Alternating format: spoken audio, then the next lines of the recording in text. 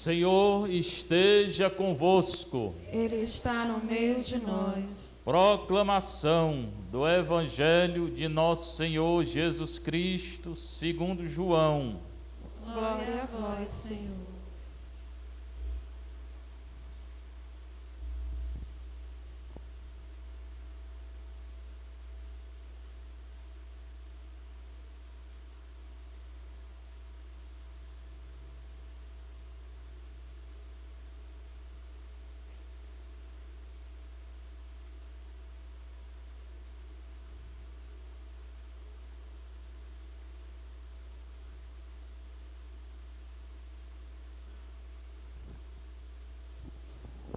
No primeiro dia da semana, Maria Madalena foi ao túmulo de Jesus, bem de madrugada, quando ainda estava escuro, e viu que a pedra tinha sido retirada do túmulo.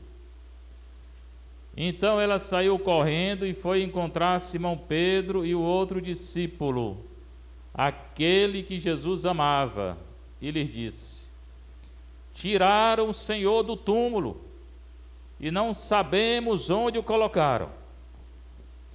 Saíram então Pedro e o outro discípulo e foram ao túmulo. Os dois corriam juntos, mas o outro discípulo correu mais depressa do que Pedro e chegou primeiro ao túmulo. Olhando para dentro, viu as faixas de linho no chão, mas não entrou. Chegou então Simão Pedro, que vinha correndo atrás, e entrou no túmulo.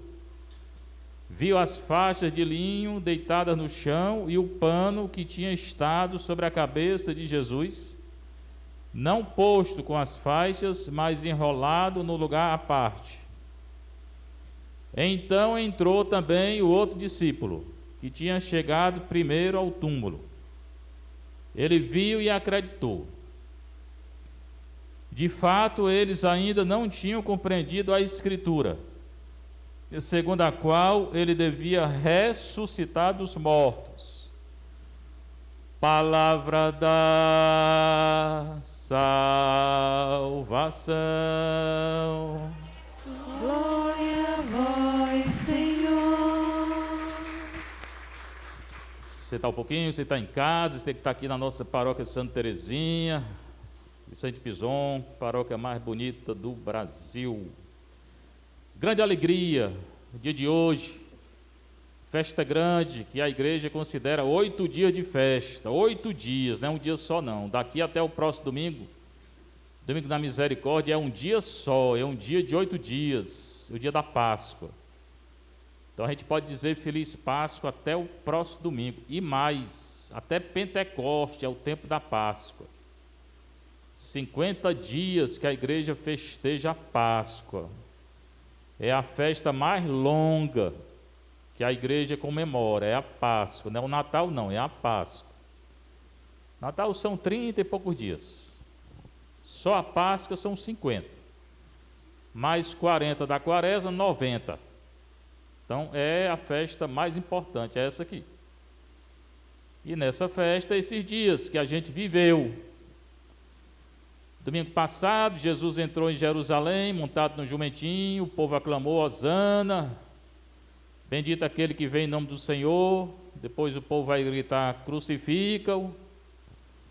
Ele entra em Jerusalém, fica lá segunda, terça, quarta, quinta-feira, ele vai lavar os pés dos discípulos e instituir a Eucaristia. E de manhã a igreja comemora toda quinta de manhã a festa da unidade. É a festa dos padres, é a missa dos padres. Os padres que todo dia celebram a missa para vocês, pois quinta-feira santa agora de manhã na catedral foi a missa deles. Nossa, dos padres. Com o bispo. Onde cada padre renova a consagração que fez. À noite, aqui na comunidade, nós celebramos o lava-pés e a Eucaristia, a instituição da Eucaristia, onde Jesus nos dá o seu corpo e o seu sangue. Não é só pão e vinho, não. É corpo, sangue, alma, divindade de Nosso Senhor. A Eucaristia. Por isso que não pode receber em pecado. Tem que confessar antes. Para comungar tem que confessar. Jesus institui, anuncia que um vai trair, que era Judas. E ele saiu, depois de comer, teve a ceia. Ele vai para o Getsemane, leva os 11 com ele. Judas já tinha ido embora. E dos 11 chama Pedro, Tiago e João para fazer uma vigília de oração, e eles não foram capazes, ficaram dormindo. Na hora que Jesus mais precisava, eles estavam dormindo. Jesus diz: Pai, afasta de mim esse cálice, mas seja feita a tua vontade, não a minha. Ele aceitou. Aí chegaram os soldados, prenderam, levaram lá para o Anás, Caifás, aquele teatro, aquela mentira, que eles queriam já condenar Nosso Senhor. Tudo aquilo foi uma mentira, uma grande mentira. Não julgaram, não, eles condenaram. Entrou também no jogo Pilatos, Herodes, aí crucificaram Nosso Senhor. Jesus morre, a hora exata ninguém sabe, é entre 3 horas e 6. A hora exata ninguém sabe. No sábado, ele é colocado no sepulcro já na sexta-feira, né? E no sábado fica lá, ninguém vê. E no domingo de manhã, na verdade, entre o sábado, a noite de sábado e o domingo de manhã, ele vai aparecer. As mulheres vão lá, que é a leitura de hoje, elas vão no sepulcro e elas não encontram ele. Essa leitura que nós vamos explicar, né? Hoje é o Evangelho de João. Você encontra a leitura da ressurreição, Mateus 28, Marcos 16, Lucas 24, João 20 e 21. São 4 capítulos. Pode ler essa noite, né? Você que é casado, diga para a sua mulher: minha filha, vamos ler os 4 capítulos do Evangelho. E se ela disser não, foi o padre que mandou, né? A mesma coisa a mulher diz para o marido: vamos ler os 4 capítulos do Evangelho.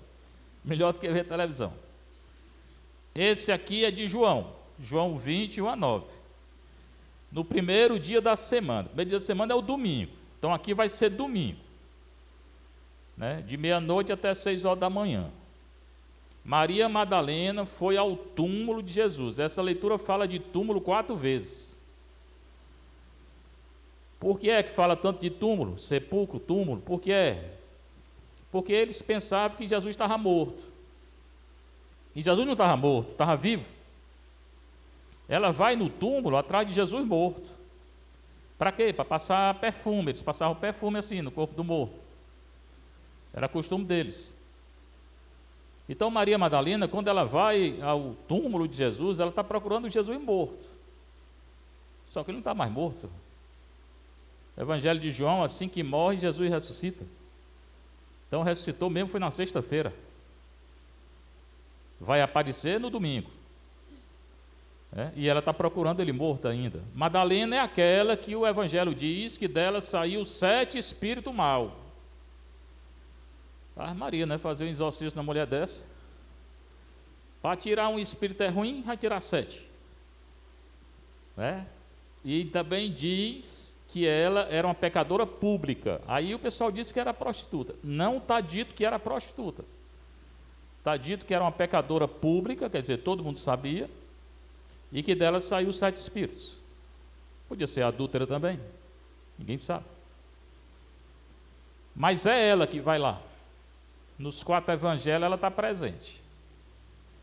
Hoje, essa mulher que era pecadora pública é muito mais santa do que nós, né? Porque se arrependeu. A pessoa pode ser o pior pecador. Se arrepender, vai para o céu. Vai e fica santo. Então ela vai ao sepulcro de Jesus. Aqui diz, bem de madrugada, domingo de madrugada, quando ainda estava escuro. Quando ela chegou lá, ela viu que a pedra que envolvia o sepulcro tinha sido tirada. Como eu disse aqui, como é que eles faziam para enterrar? Eles cavavam numa rocha, e isso quem tinha dinheiro. E Nosso Senhor tinha dinheiro. José de Arimateia era dele esse túmulo. Ele era rico. Então Jesus foi enterrado no túmulo de outra pessoa. Ele mesmo não tinha dinheiro. Como era o túmulo dos ricos? Cavava uma rocha, rocha mesmo. Aí fazia na mesma rocha, fazia uma cama assim de pedra, botava o morto em cima da cama de pedra, enrolado em lençol. Lembra do Lázaro lá, que ele estava todo enfaixado quando ele saiu? Pois é. Jesus foi enrolado em lençol. E depois botava ainda um pano assim debaixo da cabeça. Era assim que enterrava. E na abertura da rocha, botava uma pedra redonda, assim, tampando a abertura. Por que redonda? Porque é mais fácil de empurrar. Mas uma pedra pesada. Quando ela chega lá, ela vê que aquela pedra tinha sido retirada, não tinha mais pedra. Ela se assustou, certamente. Olhou para dentro, aqui não diz, mas olhou, porque ela viu que ele não estava lá. Mas não entrou. Então, quando ela vê que a pedra tinha sido retirada, Jesus não estava mais dentro, ela correu. Foi se encontrar com Simão Pedro. O nome dele era Simão, o nome dele de batismo era Simão. Batismo não, que não tinha batizado, o nome dele judeu era Simão. Pedro era o nome grego. Aqui é chamado dos dois. Encontrou Simão Pedro e outro discípulo, aquele que Jesus amava. A tradição vai dizer que é João, esse discípulo aqui, que aquele que escreveu o Evangelho. Mas tem muito estudo ainda sobre isso. Ninguém sabe quem era esse discípulo, não. Era um discípulo, pronto. Tradição identifica com João. E aí Madalena corre, se encontra com Pedro e João e diz: tiraram o Senhor do túmulo. Imagine aí o alvoroço. Sexta-feira tinha morrido, sábado ninguém tinha visto, domingo foi lá, não tinha mais a pedra e ele não estava mais lá. E não sabemos onde o colocaram. Nisso, quando escutou, Pedro e o outro discípulo correram para o local. O outro discípulo era mais novo, aí chegou mais primeiro, mas não entrou. Por quê? Porque Pedro era o Papa, Jesus tinha escolhido. Então era Pedro que tinha que entrar. Saíram então Pedro e o outro discípulo, foram ao túmulo. Os dois corriam juntos, mas o outro discípulo correu mais depressa. Chegou primeiro. Quando ele chegou, ele olhou para dentro, ele olhou assim, olhou para dentro da rocha lá, viu, aqui é importante entender isso aqui, viu as faixas de linho no chão, os lençóis que tinham envolvido o corpo de Jesus, ele viu tudo no chão. E não entra. Então, o que ele faz? Chega, olha para dentro, vê que Jesus não está mais naquela pedra lá, naquela cama de pedra que eles faziam, só vê os lençóis no chão. Não entra porque era Pedro que tinha que entrar, Pedro era o Papa. Aí chega Pedro, que vinha correndo atrás, o bichinho era velho, e entrou no túmulo. Aí ele vê, Pedro de novo, ele também vê, o lençol tudo no chão. Mas ele vê também que o pano que tinha estado debaixo da cabeça de Jesus, o pano estava todo embrulhadozinho, enrolado, colocado no lugar à parte. Então, ele viu o lençol no chão, assim, e o pano que fica sobre a cabeça, todo bem enroladozinho, bem feitinho, no lugar do lado. Por que isso? Por que ele está contando isso? Porque tinha surgido a notícia lá entre os judeus que os discípulos do Senhor tinham ido ao túmulo, aberto o túmulo e roubado o corpo do Senhor. Aí eu pergunto a vocês, quem rouba alguma coisa deixa tudo arrumado, é? É assim? A pessoa que entra numa casa para roubar deixa tudo arrumado? Então, como é que essa toalha lá estava toda arrumadinha? É porque não roubou, não era ladrão. Está entendendo a história? Isso aqui é para dizer que ele não foi roubado, porque quem rouba não deixa tudo direitinho, não deixa. Então, é o fato de dizer aqui que ele encontrou o pano que tinha estado sobre a cabeça de Jesus, não posto com as faixas, mas enrolado, quer dizer o quê? Ele não foi roubado. Quem rouba não deixa tudo direitinho. Pega o corpo e leva de uma vez. Isso é para provar que eles não tinham tirado o corpo. tá? Aí aqui diz, né? Pedro então vê isso e entra o outro discípulo. Quando o outro discípulo entra, ele vê e acredita. Ele vê e acredita. Na verdade, eles não tinham acreditado ainda não. Os discípulos são duros. Jesus vai aparecer depois lá para eles, numa sala, lá no cenáculo. Tomé não está lá, e Tomé disse: se eu não meter o meu dedo lá no buraco, eu não acredito não. Então eles tinham fé não. Eles só vão acreditar mesmo depois de Pentecoste, quando o Senhor mandar o Espírito Santo, que aí eles vão sair para pregar com força. Eles vão ter coragem só depois de Pentecoste. Mas aqui diz, ele vê e acredita. Ele acredita porque vê. Fazer outra pergunta. O que é melhor? Acreditar depois que vê ou acreditar sem ver? Responda aí. É o quê? Acreditar sem ver é mais difícil, que é o nosso caso, não é não? Você andou vendo Jesus por aí? Se andou, vai tomar um caldo de cana ou de galinha aqui depois da missa, né? Então, é muito mais fácil a gente, é fácil acreditar depois que vê, mas é mais difícil acreditar sem ver, que é o nosso caso. Nós não vimos Jesus assim. Você pode ter tido uma revelação, um sonho, isso aí pode, não estou dizendo que não tem não, mas ele mesmo ali, do jeito que eles viram, ninguém viu. Ninguém viu. E você acreditar sem ver é mais difícil. E Nosso Senhor vai dizer, vai dizer para Tomé: tu creste porque tu viste.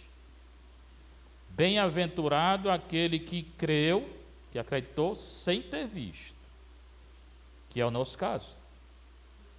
Mas tem que entender o que é acreditar. Acreditar não é só dizer eu creio, não, porque o Satanás pode dizer também.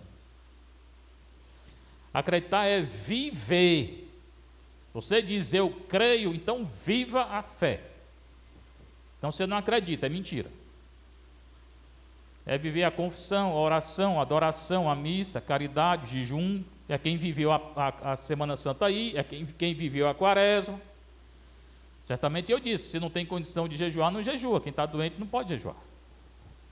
Mas quem está bom tem que jejuar. Quem vive a fé, esse crê. Mas negócio de dizer eu creio, e não faz nada, e não, né? Eu creio, aí o Brasil aprova aborto, aprova um bocado de coisa errada e não diz nada. Que fé é essa? Quer saber que fé é essa? Se acredita, tem que lutar pela justiça. E tem que seguir os mandamentos, senão não crê não. Né?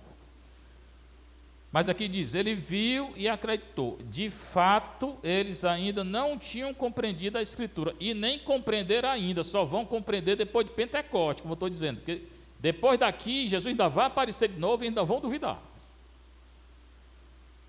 Agora em Pentecostes, com Maria presente, está lá em Atos 2, 1 a 13. Vem o Espírito Santo, forma de vendaval, de vento, depois aparece fogo assim na cabeça deles, aí eles, é o fogo do Espírito, né? Ali eles acreditam. Qual é o sinal que eles acreditam? Porque eram tudo medroso, estava dentro de uma sala lá, aí sai no meio da rua pregando Jesus. Aí sim, aí começa a acreditar. Aí são presos, batem neles, matam Estevão, matam Tiago, e eles continuam. Ali sim, a igreja vai realmente, eles vão acreditar mesmo em Pentecostes, que é a festa que vamos celebrar daqui a 50 dias. A palavra Pentecostes é do grego, quer dizer 50 dias. Penta, teve um penta outro dia, né? É 5, né? E Pentecostes, 50 dias, né? Pois é, daqui a 50 dias a gente celebra também a festa de Pentecostes. Eles só vão acreditar mesmo em Pentecostes, o discípulo. Aqui diz, eles ainda não tinham acreditado, não tinham compreendido a Escritura, segundo a qual ele devia ressuscitar dos mortos. Então, irmãos e irmãs, a nossa fé é a ressurreição. Nós cremos na ressurreição, mas se você crê na ressurreição, você não pode viver uma vida triste, melancólica, uma vida assim por baixo. Mas você não acredita na ressurreição? Então pronto. Não pode se entregar à depressão, à tristeza, aquela coisa. Não. Se eu acredito na ressurreição, que é a vida depois da morte, eu vou ter medo de quê? Como diz Paulo, do perigo, da espada, da nudez, da perseguição, vou ter medo de quê? Se matar a gente, nós vamos para o céu. E quem matou vai ser julgado, né? Se não se arrepender, vai para o buraco. Depois daqui. Essa vida aqui passa. A cada segundo que está passando aí, nós estamos ficando mais velhos. Né? Eu já vivi 61 anos, multiplica isso por segundo para ver como é que vai dar. Uns 40 bilhões de segundos. Né? E cada segundo eu estou ficando mais velho. Cada um. A gente está ficando mais perto de se encontrar com o nosso Senhor. Então, se a gente acredita na ressurreição, e se hoje é o dia da ressurreição, eu não posso ser triste. Eu não posso ser uma pessoa infeliz. Ah, mas eu não tenho dinheiro. Não, só também não tinha não, ele foi enterrado no jazigo de outro. O que faz a pessoa ser feliz não é dinheiro não, porque eu conheço uma ruma de gente rica e feliz mesmo não é não. Eu conheço uma ruma de gente rica que ajuda aqui e não é feliz. Quer dizer, aqueles que ajudam aqui são felizes. Mas conheço rico que vive uma vida completamente sem sentido. Então não é dinheiro que dá felicidade. Dá felicidade é a fé, acreditar na ressurreição. Se a gente crê na ressurreição, não pode viver com medo, nem com tristeza, nem com isso, nem com aquilo. Porque nosso Senhor garantiu e garante a vida eterna. Essa é a nossa esperança. Então, se eu vou ter uma vida eterna, eu tenho que viver com muita alegria no coração. Vou refletir só a segunda leitura hoje, além do Evangelho. Aí tem essa carta de Paulo aos Colossenses. Colossos era uma cidade lá da época. Paulo saiu, depois que ele se converteu, ele saiu pregando o Evangelho. Ele era contra Nosso Senhor, esse sujeito aqui, Paulo, né? Ele tinha raiva de Nosso Senhor. Nosso Senhor já tinha morrido, aí ele perseguia os cristãos. Quando Estevão morreu, Paulo estava lá, dizendo, mata esse miserável. Né? E ele saía para prender os cristãos. Depois ele se converte, ele tem um encontro com Nosso Senhor e se converte. Aí ele faz 3 viagens aí, no meio do mundo, para converter o povo. Uma dessas viagens é nessa cidade de Colossos aqui, que chama Colossenses, os que habitavam lá. Ele vai falar assim, se nós ressuscitamos com Cristo, e nós ressuscitamos e ressuscitaremos, nós temos que nos esforçar para alcançar as coisas do alto. Ele vai falar das coisas do alto e das coisas da terra, as coisas celestes e as coisas do mundo. Se eu creio na ressurreição, que foi o Evangelho, eu tenho que buscar, desejar e viver com os olhos voltados para o céu. Não é como avestruz não, que bota a cabeça debaixo da terra. Nós temos que ser como uma águia aí que voa para o céu. É assim. A nossa vida tem que ser pensando no céu, nas coisas boas, e não nas coisas da terra, do mundo. A gente tem que olhar as realidades celestes, não as realidades terrestres, as coisas terrestres. Pois nós morremos, vai dizer, vós morreis, e a vossa vida está escondida com Cristo em Deus. A nossa vida está escondida com Cristo em Deus. A nossa vida está em Deus, escondida com Cristo. Maria também, ela viveu uma vida de silêncio, escondida com Cristo. Maria não saiu pregando por aí. E quem é que teve mais Deus do que ela? Nenhum dos apóstolos. Então nós temos que ter uma vida de oração, uma vida escondida com Cristo. A vida escondida é vida de oração. São Luís Maria, naquele livro dele de consagração, que nós fazemos aqui na confraria, ele diz que Maria vivia escondida. Mas hoje a gente quer aparecer, para tudo querendo aparecer aí. Tem que viver escondido, não é para aparecer não. Ter uma vida de oração. Oração, caridade, jejum, adoração, confissão, tem que confessar. Quando Cristo, vossa vida, aparecer em seu triunfo, ele está dizendo, e quando Cristo voltar, então nós ressuscitaremos com ele. Mas só vai ressuscitar com ele aquele quem vive aqui, os mandamentos de Deus. Não vai.